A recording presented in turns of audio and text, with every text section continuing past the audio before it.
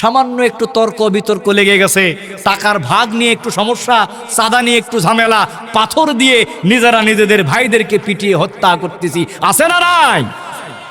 দলীয় অন্তর্দ্বন্দ্ব, দলীয় কোন্দল করে আমরা হত্যা করে ফেলতেছি, ভাই ভাই গন্ডগোল লাগে হত্যা করে ফেলতেছি, পিতা পুত্র গন্ডগোল লাগে হত্যা করে ফেলতেছি, বুড়ের জমির হক আদায় করতেছি না, গন্ডগোল লাগে হত্যা করে ফেলতেছি, চাচা ভাতিজা প্রতিবেশীর হক আদায় করতেছি না, গন্ডগোল লাগে হত্যা করে ফেলতেছি, আছে না নাই? এই বাংলাদেশে হত্যার রাজনীতি আছে না নাই? আছে না নাই? যাকে তাকে যেখানে সেখানে হত্যা করে, আলেমদেরকে তারা হত্যা করে, রিমান্ডে নিয়ে হত্যা করে, আয়না ঘরে নির্যাতন করে হত্যা করে, ফাঁসির কাষ্ঠেও হত্যার নির্যাতন আছে না নাই? রাস্তার মধ্যে মানুষকে পিটিয়ে পিটিয়ে হত্যা করে, লগি বৈঠা দিয়ে ঢাকার রাজপথে পিটিয়ে পিটিয়ে মানুষ হত্যা করেছে। এমনকি হত্যা করার পরে ওই মানুষের উপর দাঁড়িয়ে তারা আবার নৃত্য প্রদর্শন করেছে। জোরে বলেন ঠিক কিনা? এখন আল্লাহ বলে, আমার বান্দা যদি হতে চাও, জান্নাতে যদি জায়গা তৈরি করতে চাও, তাহলে আমি যাদেরকে হত্যা করতে নিষেধ করেছি তাদেরকে কোনোভাবে হত্যা করা যাবে না। আর এরা হত্যা, মানুষকে পিটিয়ে লগি বইটা দিয়ে হত্যা করে, আবার হত্যার উপরে নৃত্য করে, ঠিক কিনা? জান্নাতে যাইবেন আবার মানুষকে হত্যা করবেন, দুটা কি একসাথে হতে পারে? অপরাধ করলে আল্লাহর শাস্তি আছে না নাই? এটা কে দিলেন? এটা কে দিলেন? এখন পর্যন্ত কি কোনো রাজনৈতিক কথা হয়েছে?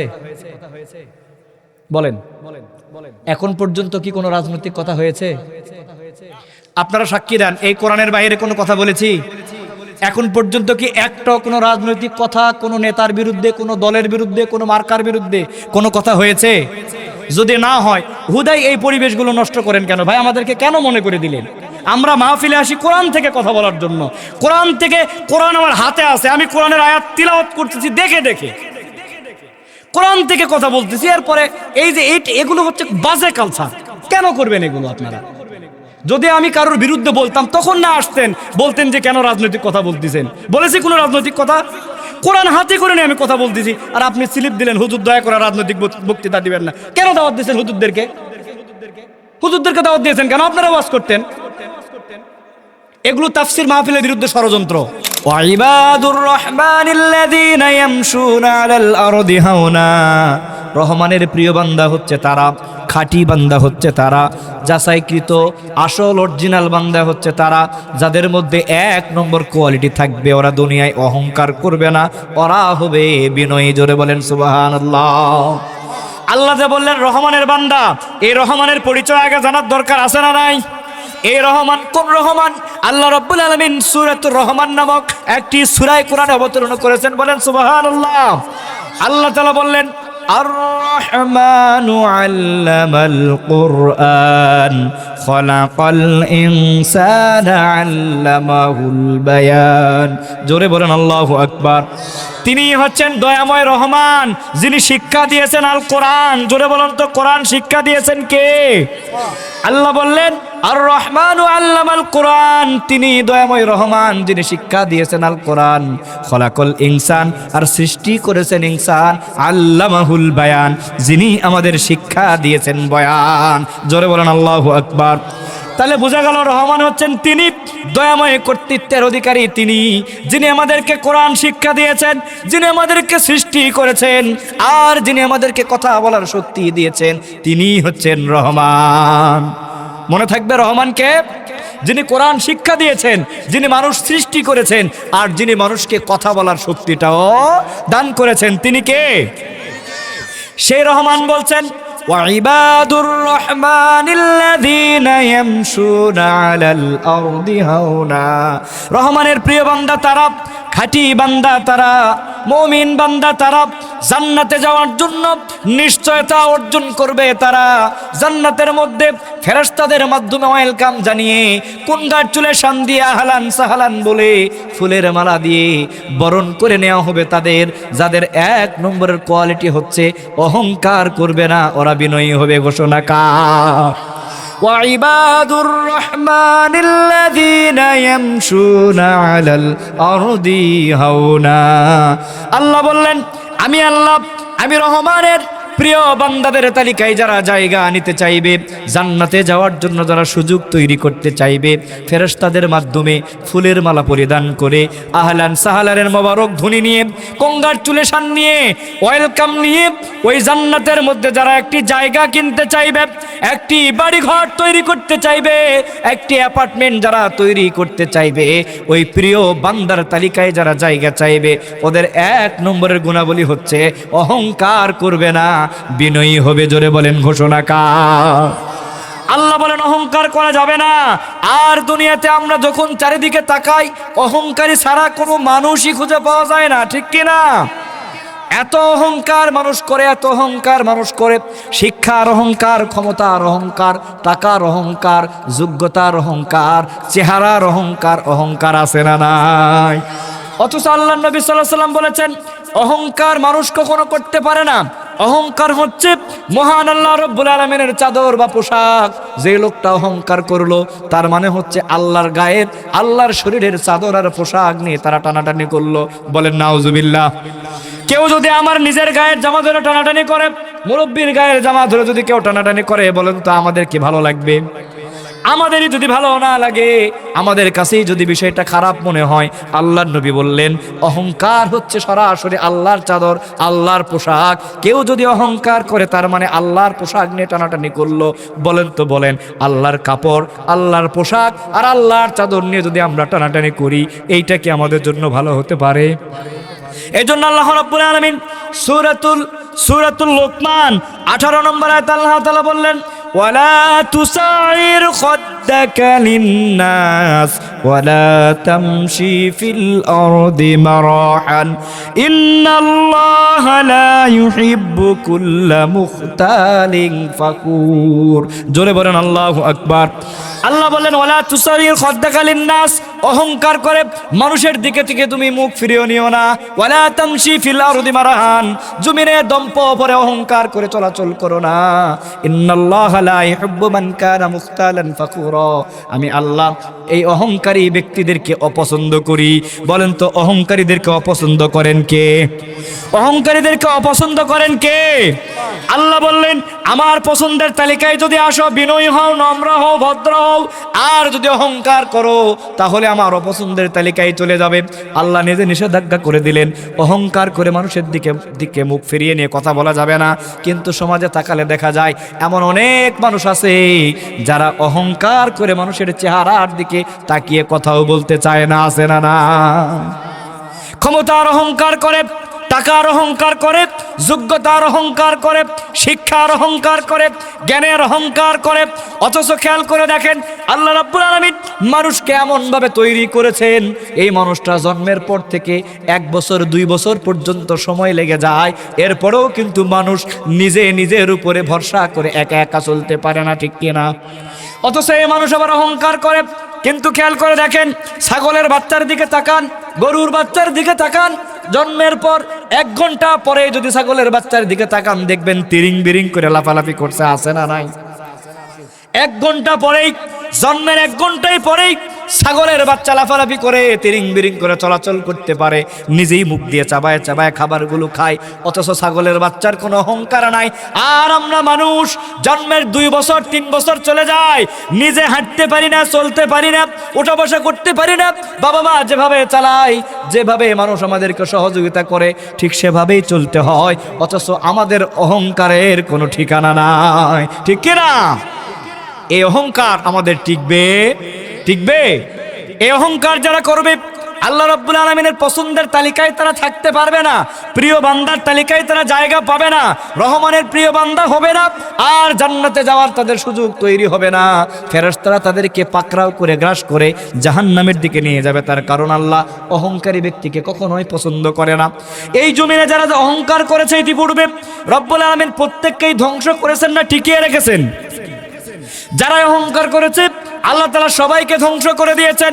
খেয়াল করে দেখবেন আল্লাহ রাব্বুল আলামিন সূরাতুল বনী ইসরাঈল 37 নম্বর আয়াতে আল্লাহ তাআলা আবার ঘোষণা করে দিচ্ছেন ওয়ালা তামশি ফিল আরদি মারহান ইন্নাকা লান তাখরিকাল আরদা ওয়া লান তাবলুগাল জিবালা তুলা।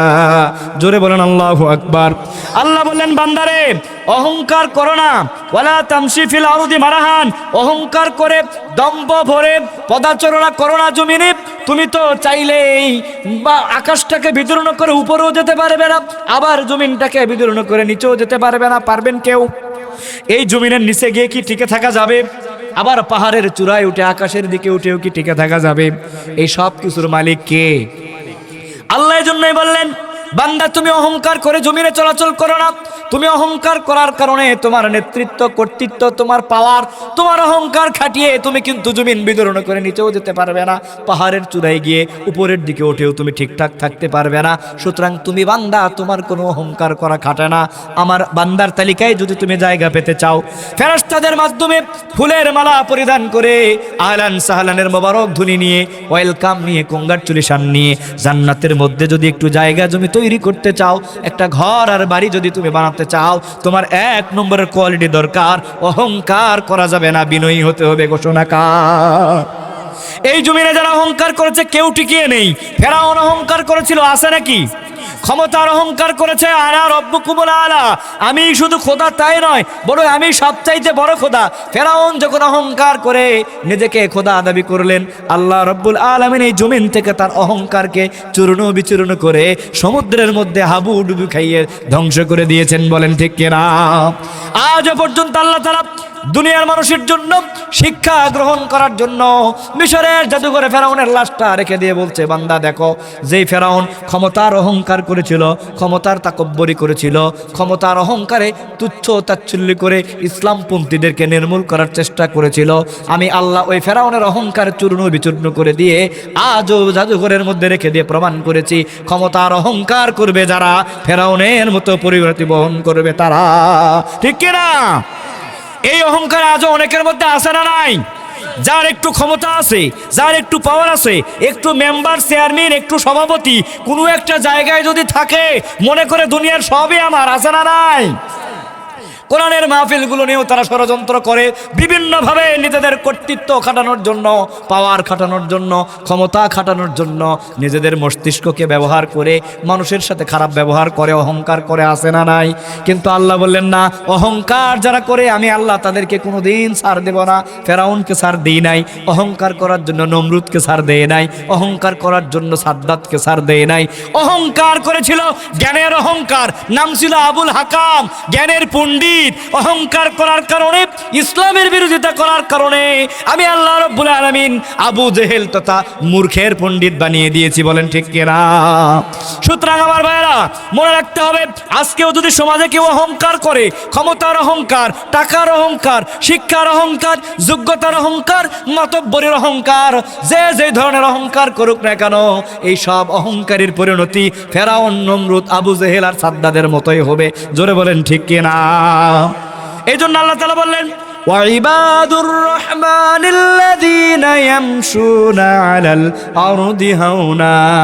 রহমানের প্রিয় বান্দা যারা হতে চায়, আল্লাহর পছন্দের তালিকায় যারা জায়গা পেতে চায়, জান্নাতের মধ্যে ফেরেশতাদের মাধ্যমে ওয়েলকাম নিয়ে, কনগ্রাচুলেশন নিয়ে, ফুলের মালা নিয়ে, তবারক ধ্বনি নিয়ে যারা প্রবেশ করতে চায়, জায়গা জমি কিনে জান্নাতে যারা একটি বাড়ি গ্রহণ করতে চায়, এমন কথা এক কথায় জান্নাতের টিকিট যারা কনফার্ম করতে চায়, ওই লোকগুলোর 1 নম্বর কোয়ালিটি হবে, ওরা অহংকার করবে না, বিনয়ী হবে, নম্র হবে, ভদ্র হবে। ঘোষণাকার। 1 নম্বর কথা গেল। 2 নম্বর আল্লাহ তাআলা বললেন, আল্লাহ রাব্বুল আলামিন 2 নম্বরে বললেন, ওয়া ইযা খাতাবাহুমুল জাহিলুনা ক্বালু সালামা। দ্বিতীয় গুণাবলী কি হবে? নিজেরা হয়তো অহংকার করব না, একটু নম্র, বিনয়ী, ভদ্র, ভালো হয়ে চলাচল করব। কিন্তু সমাজে কিছু মানুষ আছে না নাই, যারা পায়ে পাড়া দিয়ে ঝগড়া বাজায়, আছে না নাই? এজন্য আল্লাহ বললেন, 1 নম্বরে অহংকার করবে না, বিনয়ী হবে। আর 2 নম্বরে গুণাবলী কি হবে? ওয়া ইযা খাতাবাহুমুল জাহিলুনা ক্বালু সালামা। কেউ যদি তোমাদের সাথে তর্ক জড়িয়ে দেয়, কেউ যদি তোমাদের সাথে গন্ডগোল লাগিয়ে দেয়, ঝগড়া যদি কেউ তৈরি করে, গন্ডগোলের পরিবেশ যদি তৈরি করে, ইমানদার যারা হবে, রহমানের খাঁটি বান্দা যারা হবে, ওদের 2 নম্বরের গুণাবলী হবে, ওরা ওই তর্কের সাথে তর্কে লিপ্ত হবে না, ঝগড়া করবে না, গন্ডগোল করবে না। পায়ে পাড়া দিয়ে ঝগড়া লাগলে ওরা বলবে ক্বালু সালামা, তোমাদেরকে সালাম, তোমাদের সাথে আমাদের কোনো তর্ক। কোনো ঝগড়া নাই, কোনো তর্ক নাই, কোনো গন্ডগোল নাই। আমরা রহমানের খাঁটি বান্দা, অহংকার করব না, বিনয়ী থাকবো। পায়ে পাড়া দিয়ে যতই ঝগড়া করার চেষ্টা করো, আমরা তোমাদের সাথে ঝগড়ায় লিপ্ত হব না। কলু সালামা, রহমানের বান্দারা বলবে তোমাদেরকে কি সালাম, তোমাদের সাথে কোনো তর্ক হতে পারে না। এরপর আল্লাহ রাব্বুল আলামিন বললেন ওয়াল্লাযীনা ইয়াবিতুনা লিরাব্বিহিম সুজদাও ওয়া কিয়ামা। জোরে বলেন আল্লাহু আকবার। আল্লাহ রাব্বুল আলামিন বললেন রহমানের বান্দাদের পরবর্তী গুণাবলী হচ্ছে এরা তাদের মালিকের উদ্দেশ্যে সেজদাবনত অবস্থায় এবং দাঁড়িয়ে থাকা অবস্থায় তাদের রাতকে কাটিয়ে দিবে। ঘোষণা কার? আল্লাহ বললেন রহমানের বান্দা যারা হবে, জান্নাতের মধ্যে যারা জায়গা জমি কিনবে, বাড়ি করবে, জান্নাতের টিকিট যারা নিশ্চিত করবে, এরা কি করবে? এদের পরবর্তী গুণাবলী হচ্ছে এরা রাতের একটা অংশ দাঁড়িয়ে এবং নামাজের মধ্যে কাটাবে। জোরে বলেন সুবহানাল্লাহ। নামাজের দরকার আছে না নাই? রাতের বেলা নামাজে দাঁড়াতে হবে। মুজাহিদরা দিনের বেলা লড়াই করবে, সংগ্রাম করবে, জিহাদ করবে, আল্লাহর জমিনে আল্লাহর দিনকে কায়েম করার জন্য প্রচেষ্টা চালাবে। এরপরে যখন রাত হয়ে যাবে, রাতের বেলা বিশ্রাম করবে, ক্লান্ত শরীরটা জুড়িয়ে নিবে, ঘুম পাড়বে। কিন্তু আল্লাহ রাব্বুল আলামিন বললেন সারা রাত ঘুম পারলে হবে না, রহমানের বান্দারা রাতের কিছু অংশ দাঁড়িয়ে এবং নামাজের মধ্যে কাটিয়ে দিবে। বলেন সুবহানাল্লাহ। আল্লাহ তাআলা এই কথাটা সূরা আল বনী ইসরাঈলের মধ্যে ৭৯ নম্বর আয়াতে আবার বলছেন ওয়া মিনাল লাইলি ফাতাহাজ্জাদ বিহি নাফিলাতাল লাকা আসা আইয়াবআসাকা রাব্বুকা মাকামান মাহমুদা। জোরে বলেন আল্লাহু আকবার। আল্লাহ তাআলা বললেন বান্দারে তোমরা তাহাজ্জুদ আদায় করো, এটা তোমাদের জন্য কল্যাণকর। কে বললেন? আল্লাহ বলেন তাহাজ্জুদ আদায় করো, এটা তোমাদের জন্য কল্যাণকর। আমি আল্লাহ এই তাহাজ্জুদের মাধ্যমে, এই ইবাদতের মাধ্যমে অচিরেই তোমাদেরকে তোমাদের কাঙ্ক্ষিত গন্তব্য মঞ্জিলে মাকসুদে পৌঁছায় দেব। বলেন সুবহানাল্লাহ। এর মানে হলো আপনার জীবনের যত ধরনের প্রয়োজন আছে, যত ইচ্ছা আছে, যত আকাঙ্ক্ষা আছে, যত চিন্তা, যত চেতনা, যত প্রয়োজনীয়তা আছে, সব পূরণ করে দিতে পারেন কে? আল্লাহ রাব্বুল আলামিনের জন্যই বলছেন তাহাজ্জুদ আদায় করো, এই তাহাজ্জুদ তোমাদের জন্য কল্যাণকর। এই তাহাজ্জুদের মাধ্যমেই আমি আল্লাহ রাব্বুল আলামিন তোমাদের সব চাহিদা পূরণ করে দিব। বলেন সুবহানাল্লাহ। তাহাজ্জুদের দরকার আছে না নাই? রাতের বেলা দাঁড়ানোর দরকার আছে না নাই? রাতের নামাজের দরকার আছে না নাই?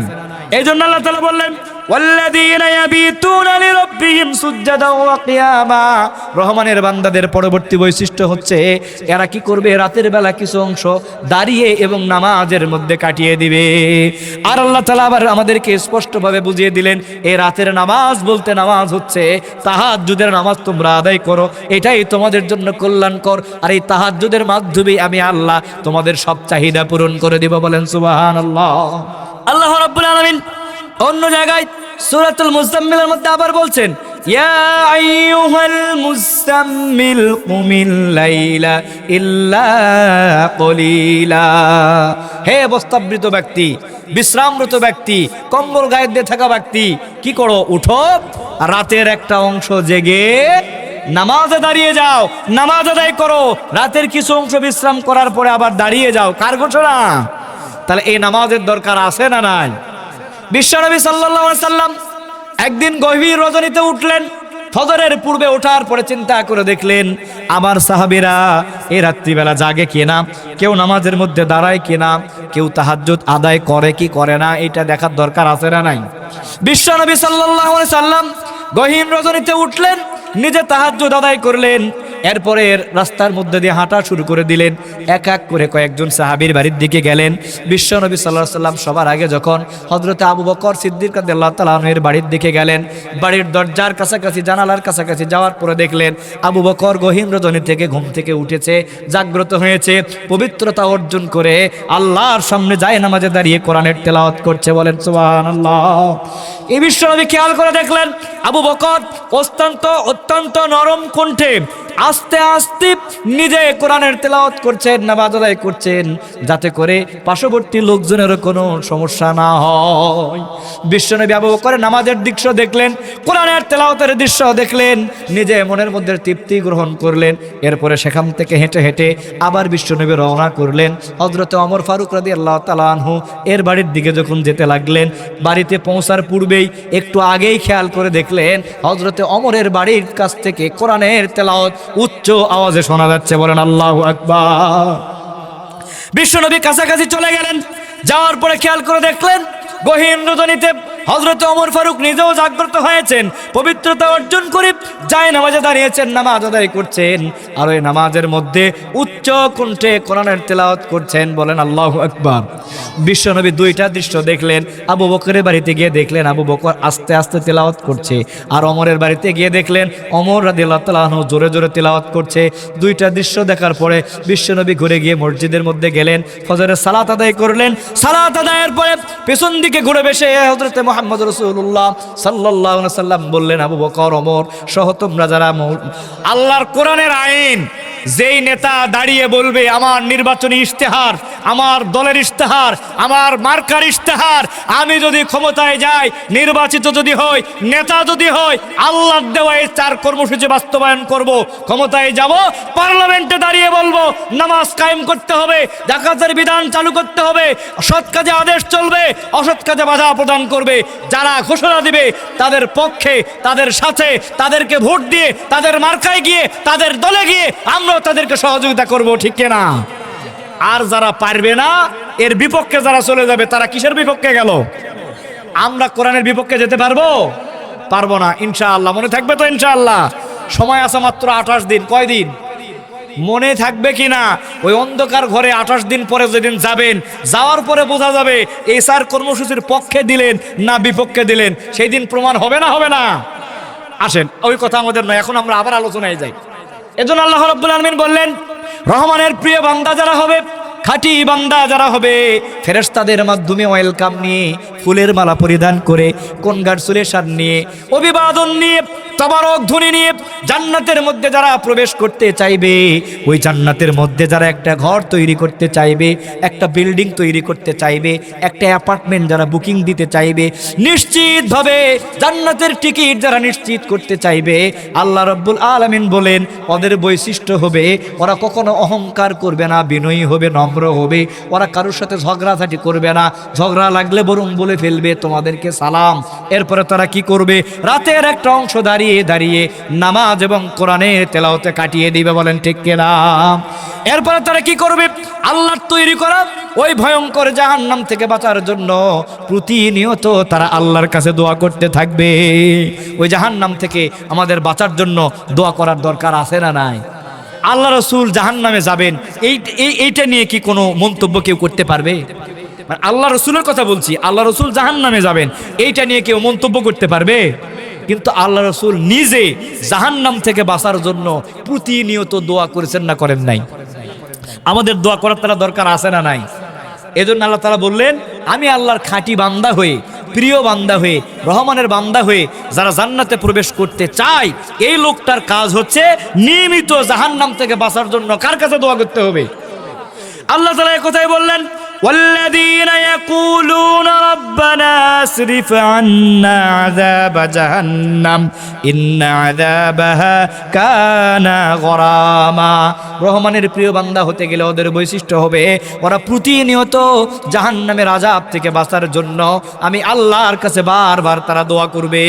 তার কারণ হলো ইন্নাহা সাআত মুস্তাকাররা ওয়া মুকামা, এই জাহান্নাম হচ্ছে আশ্রয়স্থল এবং আবাসস্থল হিসাবে সবচাইতে নিকৃষ্ট জায়গা। কার ঘোষণা? এই জাহান্নাম হচ্ছে সবচাইতে নিকৃষ্ট জায়গা।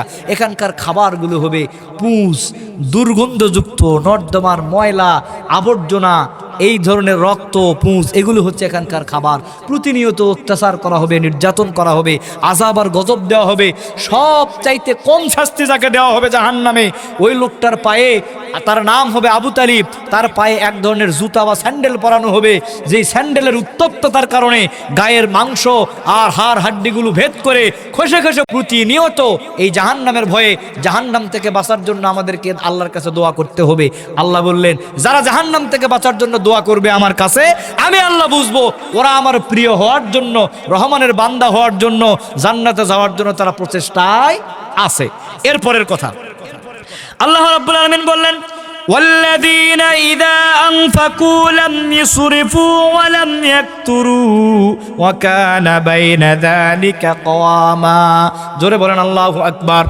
আল্লাহ বললেন, রহমানের বান্দাদের পরবর্তী বৈশিষ্ট্য হচ্ছে এরা এমনভাবে দান করবে, নিজেদের যখন সম্পদ থাকবে তখন তারা দান করবে, কার্পণ্য করবে না। আবার যখন সম্পদটা কম থাকবে, সামর্থ্য যখন কম হবে, নিজেকে নিঃস্ব করে উজাড় করে সব দিয়ে দিবে না, যাতে নিজেই আবার চলতে বিপদে পড়ে। এই ধরনের লোকও আছে না নাই? আছে না নাই?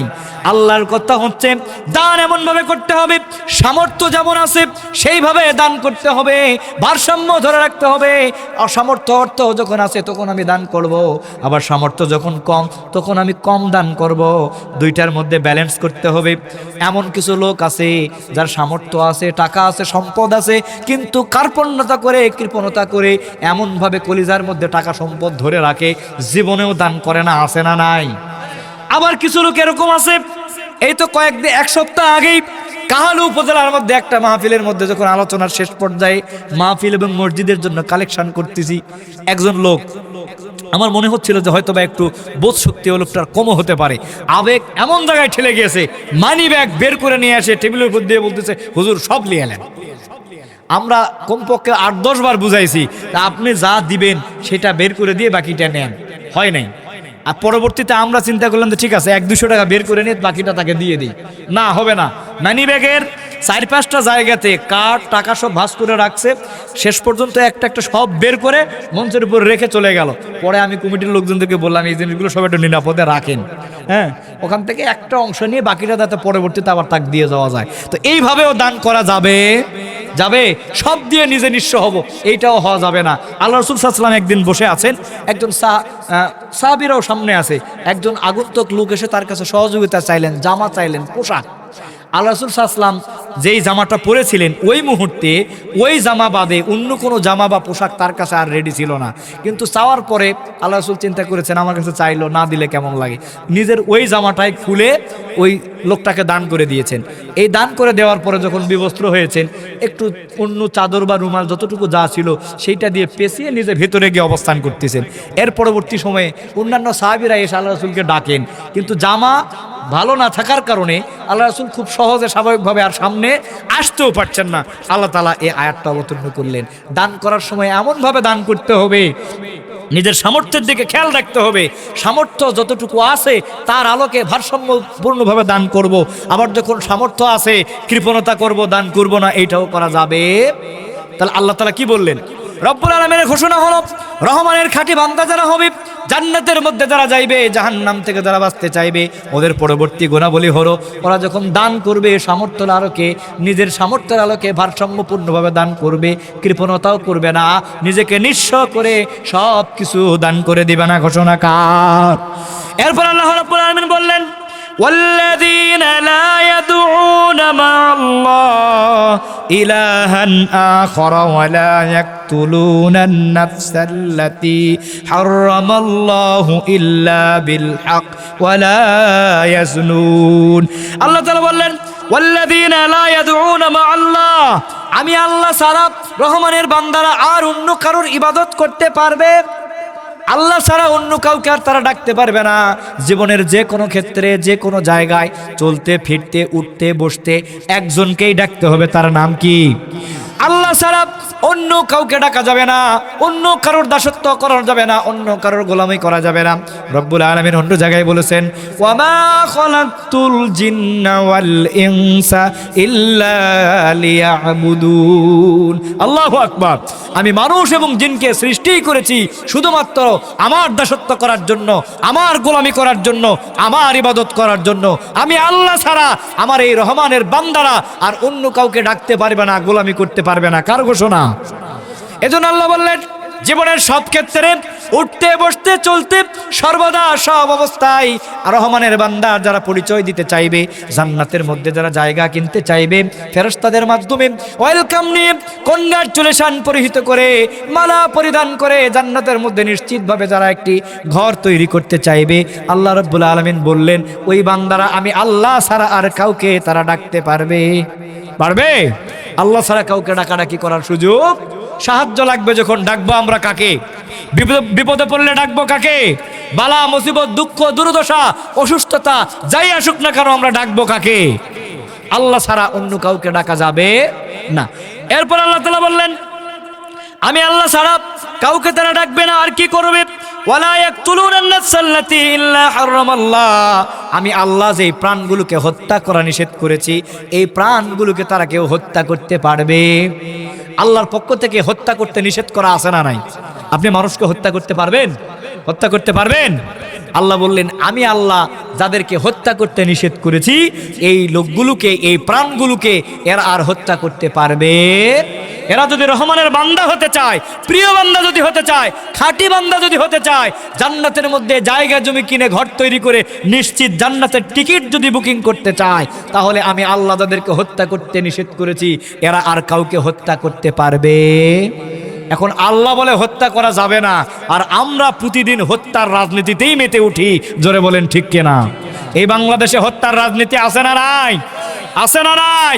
যাকে তাকে যেখানে সেখানে হত্যা করে, আলেমদেরকে তারা হত্যা করে, রিমান্ডে নিয়ে হত্যা করে, আয়না ঘরে নির্যাতন করে হত্যা করে, ফাঁসির কাষ্ঠেও হত্যার নির্যাতন আছে না নাই?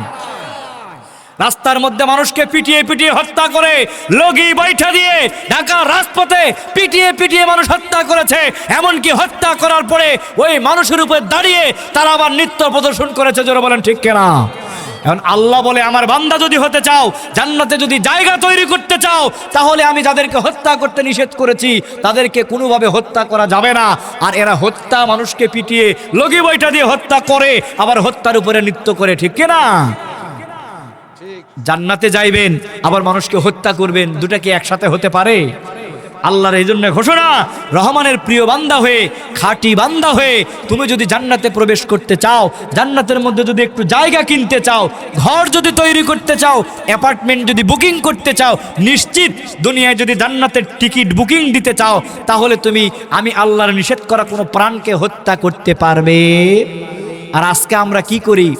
সামান্য একটু তর্ক বিতর্ক লেগে গেছে, টাকার ভাগ নিয়ে একটু সমস্যা, চাঁদা নিয়ে একটু ঝামেলা, পাথর দিয়ে নিজেরা নিজেদের ভাইদেরকে পিটিয়ে হত্যা করতেছি। আছে না নাই? দলীয় অন্তর্দ্বন্দ্ব, দলীয় কোন্দল করে আমরা হত্যা করে ফেলতেছি, ভাই ভাই গন্ডগোল লাগে হত্যা করে ফেলতেছি, পিতা পুত্র গন্ডগোল লাগে হত্যা করে ফেলতেছি, বোনের জমির হক আদায় করতেছি না, গন্ডগোল লাগে হত্যা করে ফেলতেছি, চাচা ভাতিজা প্রতিবেশীর হক আদায় করতেছি না, গন্ডগোল লাগে হত্যা করে ফেলতেছি। আছে না নাই? আল্লাহ বললেন, আমার প্রিয় বান্দা যদি হতে চাও, রহমানের বান্দা যদি হতে চাও, জান্নাতের মধ্যে যদি প্রবেশ করে জায়গা জমি নিয়ে স্থায়ীভাবে থাকতে চাও, তাহলে আমি আল্লাহর নিষিদ্ধ করা প্রাণকে তোমরা হত্যা করবে। অথচ এই বাংলাদেশে এমনভাবে হত্যা করা হয়েছে, এমনভাবে হত্যার রাজনীতি করা হয়েছে, অসংখ্য মানুষের লাশ পর্যন্ত খুঁজে পাওয়া যায় নাই। আছে না নাই? তো যদি আমরা হত্যা করি কোনো প্রাণকে, জান্নাতে যাওয়া যাবে? আল্লাহর প্রিয় বান্দা হওয়া যাবে? জান্নাতের টিকিট কি তখন পাওয়া যাবে? আমরা সতর্ক থাকতে হবে ইনশাআল্লাহ। এরপর আল্লাহ রাব্বুল আলামিন বললেন, ওয়ালা ইয়াজনুন, আর জেনা ব্যভিচার করতে পারবে না। যদি তোমরা আমি রহমানের বান্দা হয়ে, প্রিয় পাত্র হয়ে জান্নাতের মধ্যে যদি তোমরা প্রবেশ করতে চাও, আমি আল্লাহর জন্য যদি তোমরা কি করতে চাও, আল্লাহর রাস্তায় জীবন দিয়ে যদি তোমরা জান্নাতে আসতে চাও, ফেরেশতাদের মাধ্যমে ওয়েলকাম যদি তোমরা নিতে চাও, কংগ্রাচুলেশন যদি তোমরা নিতে চাও, তাহলে তোমাদের কাজ হলো তোমরা জেনা ব্যভিচারে লিপ্ত হতে পারবে না। অশ্লীলতা, জেনা ব্যভিচারে এই সমাজটা ভরে গিয়েছে। বিশ্ববিদ্যালয়গুলোতে এমন কুলাঙ্গার ছাত্রর জন্ম হয়েছে যারা জেনা ব্যভিচার করে নিজেরা কেক কর্তন করে ধর্ষণের সেঞ্চুরি উদযাপন করে। এই বাংলাদেশের ভার্সিটিগুলোতে এই নজির আছে না নাই? আছে না নাই? আল্লাহ বলেন, ওয়ালা ইয়াজনুন, না, তোমরা জেনা ব্যভিচার করতে পারবে। জেনা ব্যভিচার যদি করো তাহলে আমার জান্নাতের আশা তোমরা ছেড়ে দাও। কার ঘোষণা? আমার প্রিয় বান্দা যদি হতে চাও, রহমানের প্রিয় বান্দা, পছন্দের তালিকায় যদি জায়গা নিতে চাও, জান্নাতের মধ্যে জায়গা জমি যদি তৈরি করতে চাও, অ্যাপার্টমেন্ট যদি বুকিং করতে চাও, নিশ্চিতভাবে জান্নাতের টিকিট যদি তোমরা নিতে চাও, তাহলে ওয়ালা ইয়াজনুন, তোমরা জেনা ব্যভিচার করতে পারবে। পারবে? এই জন্য এরপরে আল্লাহ রাব্বুল আলামিন বললেন, ওয়ালা ইয়াজনুন, তোমরা জেনা ব্যভিচার করবে না। ওয়া মান ইয়াফআল যালিকা ইয়ালকা আসামা, আর মনে রাখো, যদি তোমরা এই গুনাহগুলো আমি এতবার বলার পরেও করেই ফেলো, আমার নিষেধাজ্ঞার পরে, আমার কোরআনের বর্ণনার পরে, নবী রাসূলদের আহ্বানের পরে, আলেমদের সতর্ক করার পরেও, বারবার এত ওয়াজ নসিহতের তাফসীর মাহফিলের পরেও যদি তোমরা এই গুনাহগুলি করে ফেলো, তবে আমার শাস্তির কথা কিন্তু তোমরা ভুলে যাও না। অপরাধ করলে আল্লাহর শাস্তি আছে না নাই? অপরাধ করলে আল্লাহর শাস্তি আছে না নাই? এটা কে দিলেন? এটা কে দিলেন?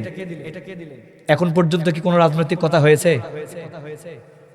বলেন, এখন পর্যন্ত কি কোনো রাজনৈতিক কথা হয়েছে? আপনারা সাক্ষী দেন, এই কোরআনের বাইরে কোনো কথা বলেছি? এখন পর্যন্ত কি একটাও কোনো রাজনৈতিক কথা, কোনো নেতার বিরুদ্ধে, কোনো দলের বিরুদ্ধে, কোনো মার্কার বিরুদ্ধে কোনো কথা হয়েছে? যদি না হয়, হুদাই এই পরিবেশগুলো নষ্ট করেন কেন ভাই? আমাদেরকে কেন মনে করে দিলেন? আমরা মাহফিলে আসি কোরআন থেকে কথা বলার জন্য। কোরআন থেকে, কোরআন আমার হাতে আছে, আমি কোরআনের আয়াত তিলাওয়াত করতেছি দেখে দেখে, কোরআন থেকে কথা বলতেছি। এরপরে এই যে এগুলো হচ্ছে বাজে কালচার। কেন করবেন এগুলো আপনারা? যদি আমি কারোর বিরুদ্ধে বলতাম তখন না আসতেন, বলতেন যে কেন রাজনৈতিক কথা বলতেছেন। বলেছি কোনো রাজনৈতিক কথা? কোরআন হাতে করে নিয়ে আমি কথা বলতেছি, আর আপনি স্লিপ দিলেন হুজুর দয়া করে রাজনৈতিক বক্তৃতা দিবেন না। কেন দাওয়াত দিয়েছেন হুজুরদেরকে? হুজুরদেরকে দাওয়াত দিয়েছেন কেন? আপনারা ওয়াজ করতেন। এগুলো তাফসির মাহফিলের বিরুদ্ধে ষড়যন্ত্র। মাহফিলে বক্তাদেরকে দাওয়াত দিবেন, আবার চিটকুট দিবেন, রাজনৈতিক কথা বলবেন না। এই ভাই, রাজনৈতিক কোরআনের মাহফিলে এসে যারা রাজনৈতিক কথা বলার বক্তাই না। 1 ঘন্টার বেশি ধরে আমি কথা বলতেছি, কোরআন থেকে কথা বলতেছি, কোরআন হাতে নিয়ে আসি, এরপরেও আমাকে এটা দিয়ে হুদায় মাথাটা খারাপ করে দিলেন। থ্যাংক ইউ ভাই, এরকম কাজ কখনো করবেন না। যারা পরিবেশ নষ্ট করে, নষ্ট যারা করে, ঠিক আছে, ঠিক আছে, আপনাদেরকে ধন্যবাদ। যারা পরিবেশ নষ্ট করে তাদের এই বিষয়গুলো আলাদা। আমরা আমাদের জ্ঞান সীমিত, কোরআন হাতে নিয়েছি, তিলাওয়াত করতেছি, যতটুকু পারতেছি আপনাদেরকে বোঝানোর চেষ্টা করতেছি। কোনো রাজনৈতিক চিন্তা, কোনো মার্কার পক্ষে, কারুর বিপক্ষে কোনো কথা বলার জন্য আমরা এখানে আসি নাই। আমরা এসেছি আল্লাহর কোরআন থেকে কথা বলার জন্য, ঠিক কিনা? কোরআন থেকে কথা বলবো। এই কোরআন থেকে কথা বলতে গিয়ে কারুর পক্ষে যাবে আর কারুর বিপক্ষে চলে যাবে, এইটা দেখে কথা বলার কোনো সুযোগ আমাদের কাছে নাই। আমরা সরাসরি কোরআন থেকে কথা বলবো। আপনার ঈমান যেমন আছে, আপনার কাছে কোরআনের কথা তেমন লাগবে। জোরে বলেন ঠিক কি না? মন খারাপ করলেন আপনারা? এর তাকবীর ডান দেখি, নারায়ে তাকবীর, নারায়ে তাকবীর, নারায়ে তাকবীর। আলহামদুলিল্লাহ, হাত নামান। জি, যা হয়েছে আলহামদুলিল্লাহ, কোনো কথা নেই।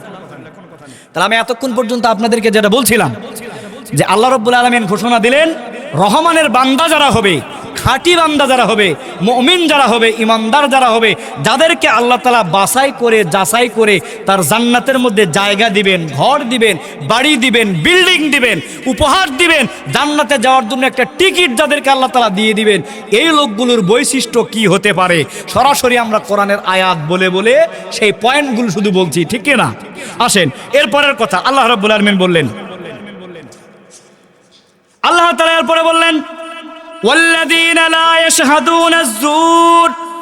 এই রহমানের বান্দা যারা রহমানের প্রিয় হতে চায়, রহমানের প্রিয় বান্দা হয়ে, যাচাই বাছাই করা বান্দা হয়ে, যারা ওই জান্নাতের মধ্যে জায়গা জমি গ্রহণ করতে চায়, জান্নাতে যারা একটি অ্যাপার্টমেন্ট তৈরি করতে চায়, জান্নাতের টিকিট যারা গ্রহণ করতে চায়, আল্লাহ রাব্বুল আলামিন বললেন, বান্দারে তোমাদের পরবর্তী গুণাবলী হওয়া দরকার, ওয়াল্লাযীনা লা ইয়াশহাদুনা আয-যুর। তোমরা কখনো মিথ্যা সাক্ষী দিতে পারবে না। ঘোষণা কার? মিথ্যা সাক্ষী দেওয়া যাবে, কিন্তু সমাজে মিথ্যা সাক্ষী আছে না নাই? 2 শ্রেণীর লোক যখন গন্ডগোল লাগে, হুদাই এক লোক এসে বলে আমি জানি ও এটা করেছে, বলে না? বলে না? ও আগেও নাই, পরেও নাই, ও জানেও না কি নিয়ে গন্ডগোল। হুট করে এসে শয়তানের মতো মাঝখান থেকে ঢুকে বলে যে দেখলাম আরে এই লোকটারই দোষ, বলে না? বলে না? এই যে মিথ্যা সাক্ষী, আল্লাহ বললেন ওয়াল্লাযীনা লা ইয়াশহাদুনা আয-যুর, তোমরা মিথ্যা সাক্ষী দিতে পারবে। কার ঘোষণা? মিথ্যা সাক্ষী যদি কেউ দেয় তাহলে তার ঠিকানা হবে কোথায়? জান্নাতের আশা তার করার কোনো সুযোগ নাই, জান্নাতের টিকিট তার হাতে যাওয়ার কোনো সুযোগ নাই, জান্নাতের মধ্যে তার জায়গা জমি বাড়ি ঘর তৈরি হওয়ার কোনো সম্ভাবনা।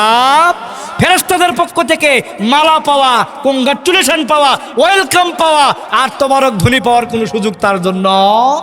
তাহলে আল্লাহ বললেন ওয়াল্লাযীনা লা ইয়াশহাদুনা আয-যুর, তোমরা কখনো মিথ্যা সাক্ষী দিবে না। কিন্তু আমি জানতে চাই, আমার এই বাংলাদেশে মিথ্যা সাক্ষী আছে না নাই?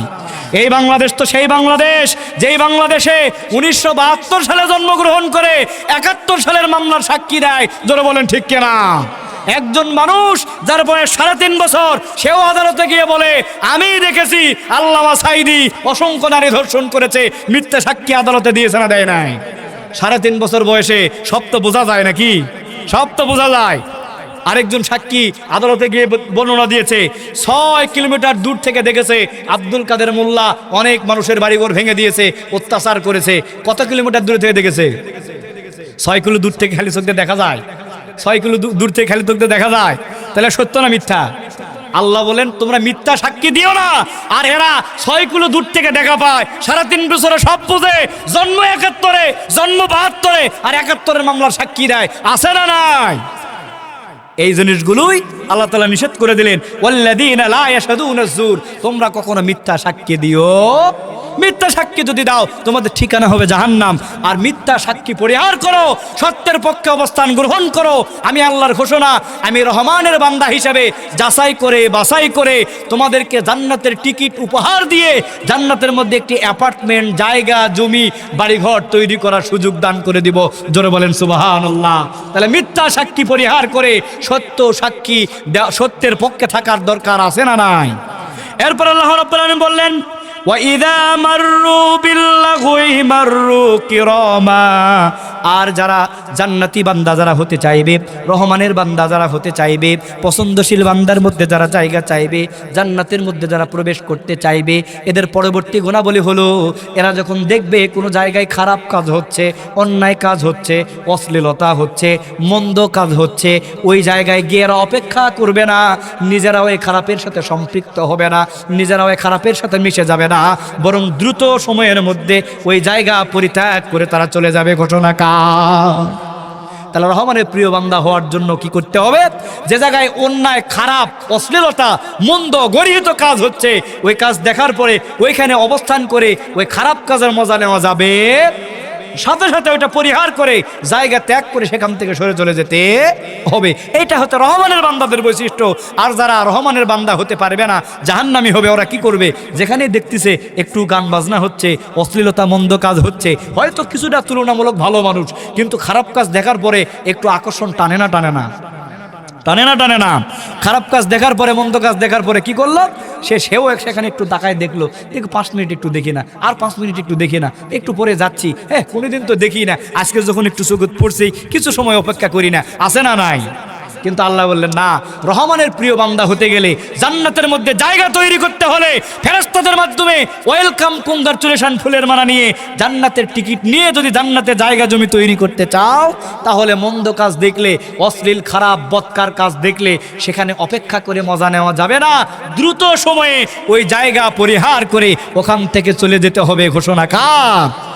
এরপর আল্লাহ রাব্বুল আলামিন বললেন, রহমানের বান্দারা তারা কি করবে না? মন্দ, গর্হিত, খারাপ কাজ দেখলে সেখানে অবস্থান করবে না, বরং সেখান থেকে চলে যাবে। আর কি করবে? ওয়াল্লাযীনা ইযা যুক্কিরু বিআয়াতি রাব্বিহিম লাম ইয়াখিরু আলাইহা সুম্মা ওয়া উমিয়ানা। রহমানের বান্দারা কি করবে?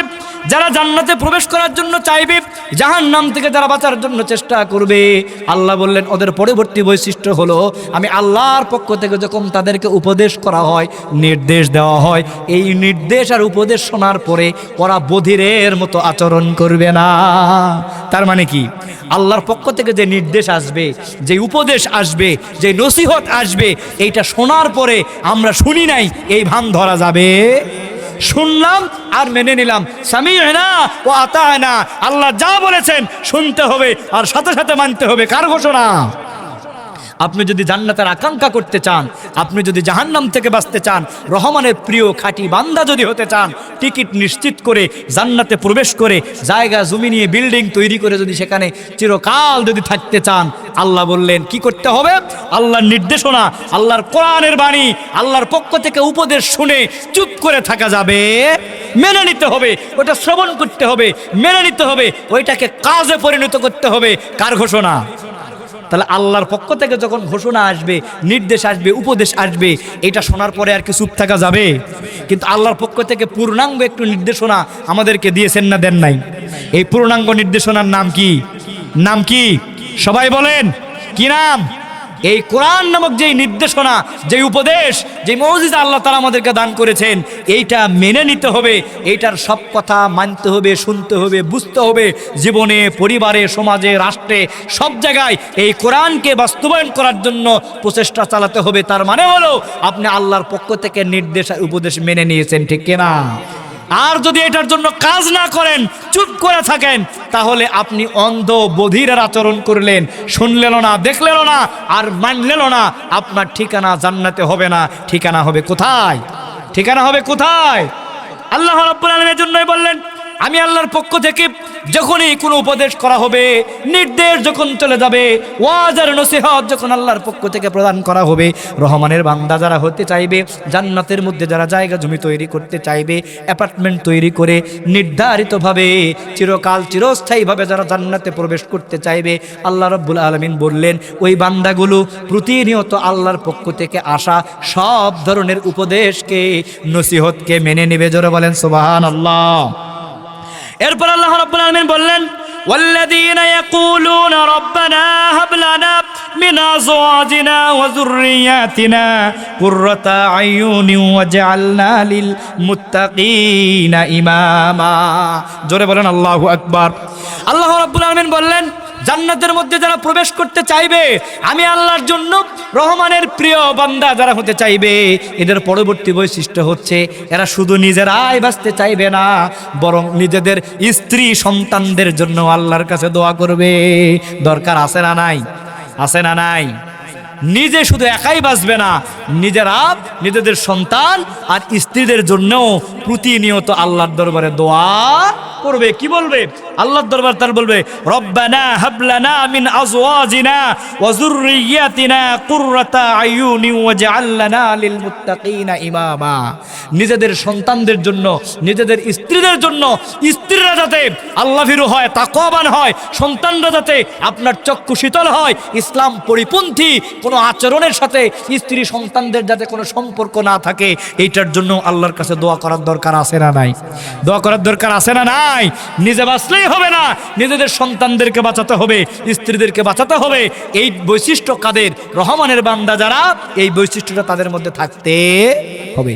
কু আনফুসিকুম ওয়া আহলিকুম নারা, জাহান্নামের আগুন থেকে আমি শুধু নিজেই বাঁচবো না, আমার আহাল, আমার পরিবার, আমার পরিজন, নিকটজন, আত্মীয় স্বজন, প্রতিবেশী, অধনস্থ যারা থাকবে তাদেরকেও বাঁচানোর দরকার আছে না নাই? আছে না নাই? আল্লাহ রাব্বুল আলামিন ওই কথাই আমাদেরকে স্পষ্ট করে বলে দিলেন, বান্দারে, যদি তোমরা ভয়ঙ্কর জাহান্নাম থেকে বাঁচতে চাও, আমি রহমানের প্রিয় বান্দা হয়ে, খাঁটি বান্দা হয়ে জান্নাতের মধ্যে যদি তোমরা প্রবেশ করতে চাও, তাহলে তোমাদের পরবর্তী বৈশিষ্ট্য হলো, তোমরা নিজেদের জন্য যেরকম প্রচেষ্টা চালাচ্ছ, নিজেরা যেরকম বৈশিষ্ট্য অর্জন করছো, গুণাবলী যেমন অর্জন করছো, সাথে সাথে তোমরা তোমাদের স্ত্রী আর সন্তানদের জন্য আমি আল্লাহর কাছে দোয়া করো।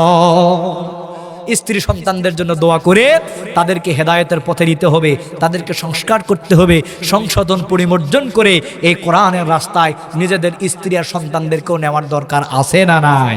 আছে না নাই? আল্লাহ রাব্বুল আলামিন এরপরে বললেন, এই কথা যারা, এই এতক্ষণ ধরে যেই পয়েন্টগুলো আমরা বললাম, দেখেন, খেয়াল করেন, প্রথম দিক থেকে আমরা বললাম রহমানের প্রিয় বান্দা যারা হবে তারা কি করবে? অহংকার করবে না, বিনয়ী হবে। মনে আছে না? ভুলে গেছেন? মনে আছে? শুরুর দিকে আমরা বলেছি রহমানের প্রিয় বান্দা যারা হবে এরা অহংকার করবে না, বিনয়ী হবে। এরপরে তারা 2 নম্বরে কি করবে? কারোর সাথে ঝগড়ায় লিপ্ত হবে না। ঝগড়া কেউ যদি লেগেও যায়, বলবে তোমাদেরকে সালাম, তোমাদের সাথে কোনো ঝগড়া নাই। এরপরে তারা রাতের অন্ধকারে একটা অংশ যায় নামাজে দাঁড়িয়ে যাবে, দাঁড়িয়ে দাঁড়িয়ে নামাজের মধ্যে আল্লাহর কোরআনের তিলাওয়াত করবে। দরকার আছে না নাই? এরপরে রহমানের বান্দারা জাহান্নাম থেকে বাঁচার জন্য আল্লাহর কাছে দোয়া করবে। তার কারণ হচ্ছে ওই জাহান্নাম হচ্ছে ভয়ঙ্কর এবং কঠিন জায়গা, আশ্রয় এবং আবাসস্থল হিসাবে সবচাইতে নিকৃষ্ট জায়গা। এরপর আল্লাহ রাব্বুল আলামিন বললেন, যখন তারা দান করবে, একবারে নিঃস্ব হয়ে দান করবে না, ভারসাম্য ধরে রাখবে। আবার কার্পণ্যতা করবে না, কৃপণতা করে দান করা থেকেও দূরে থাকবে না। এরপর আল্লাহ রাব্বুল আলামিন বললেন, আমি আল্লাহ ছাড়া তারা অন্য কাউকে ডাকবে? আল্লাহ ছাড়া অন্য কাউকে ডাকতে পারবে না। জীবনের সব ক্ষেত্রে তারা আমি আল্লাহকেই ডাকবে। এরপর আল্লাহ রাব্বুল আলামিন বললেন, তারপরে আমি আল্লাহ ছাড়া কাউকে ডাকবে না।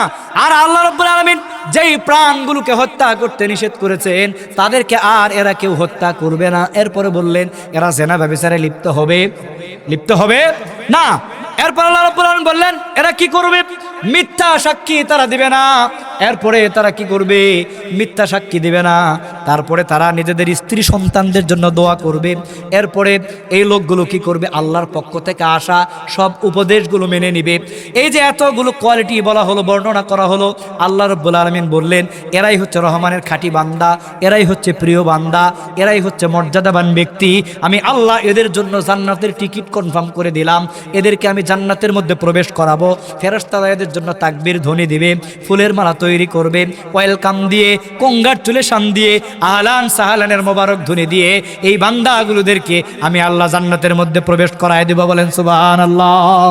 আল্লাহ রাব্বুল আলামিন সে কথা বলছেন, উলাইকা ইয়াজুজাউনাল গুরফাতা বিমা সাবারু ওয়া ইউলাক্কাউনা ফিহা তাহিয়াতাও ওয়া সালামা।